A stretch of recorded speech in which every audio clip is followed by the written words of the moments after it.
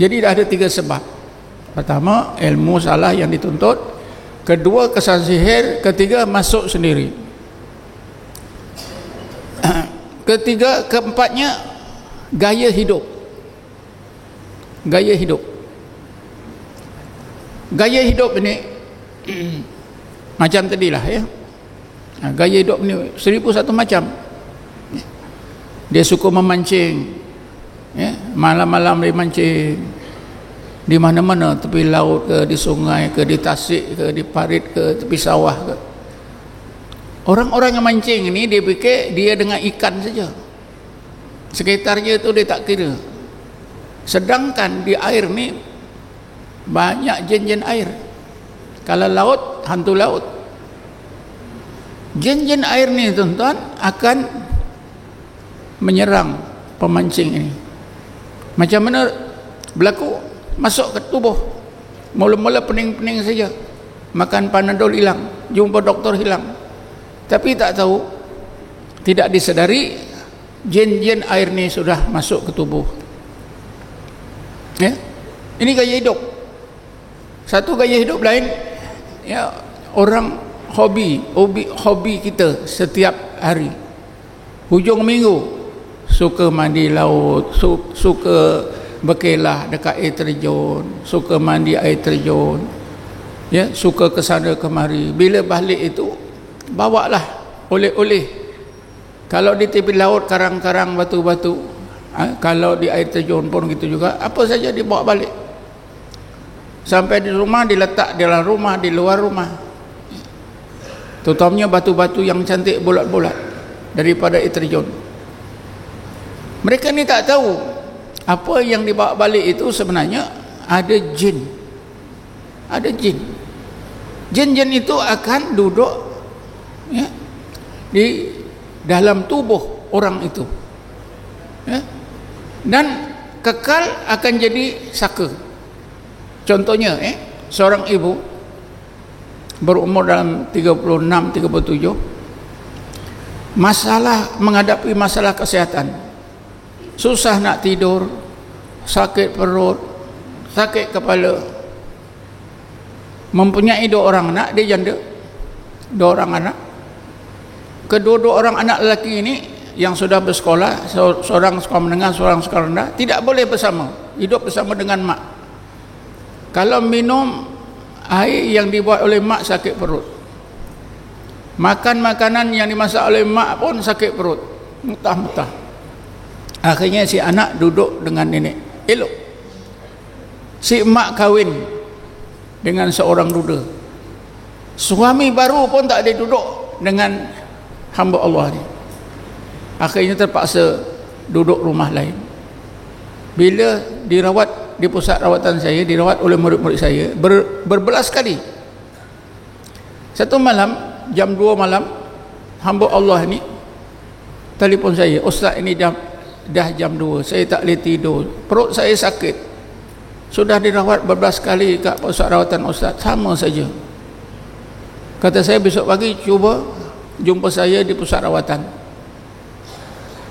Ketika dia berjumpa saya tuan-tuan, saya interview, apa hobi awak?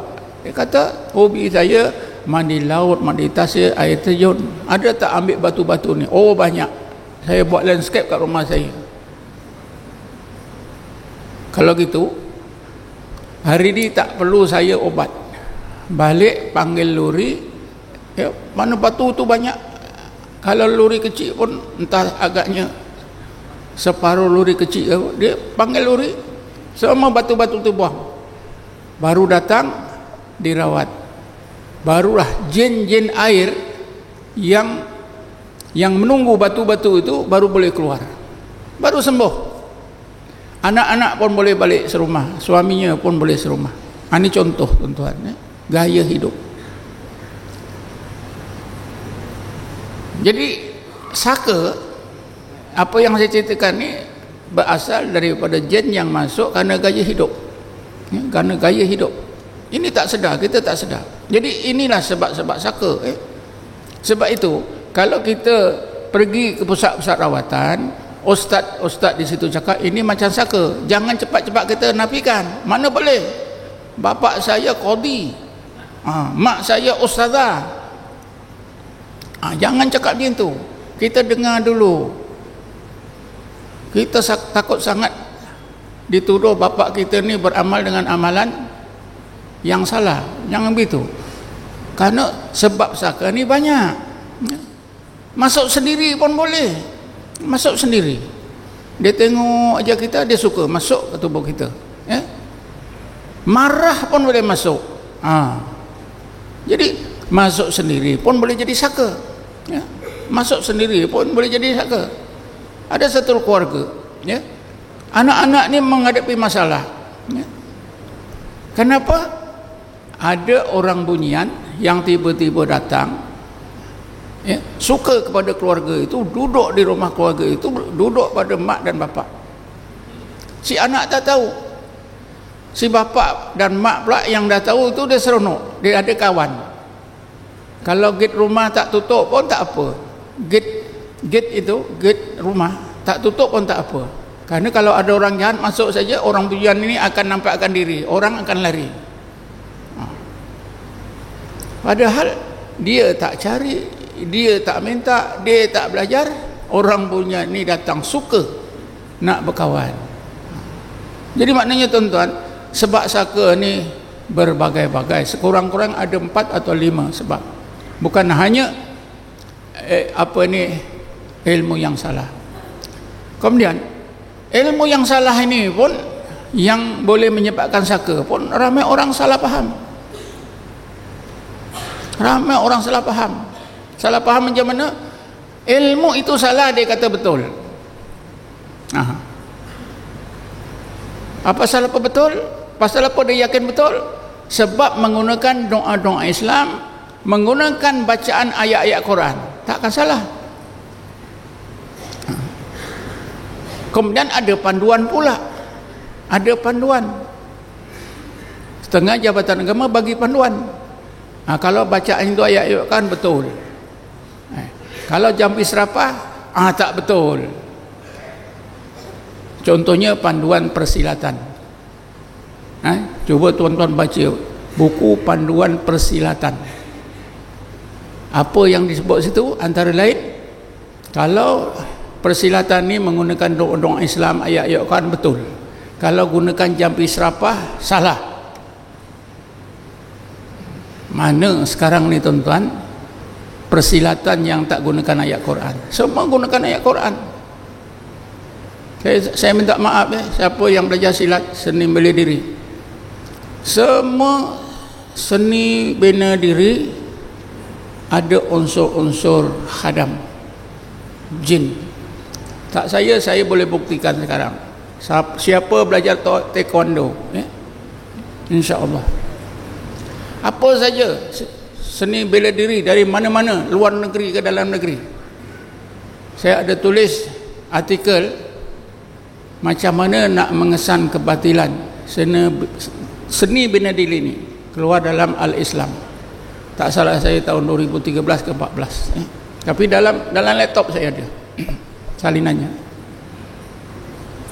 Di kadang-kadang mak bapak kita ni memang masa dulu belajar persilatan, kerana itu salah satu kaedah pertahanan diri, yang sampai sekarang pun sampai ada akademik persilatan.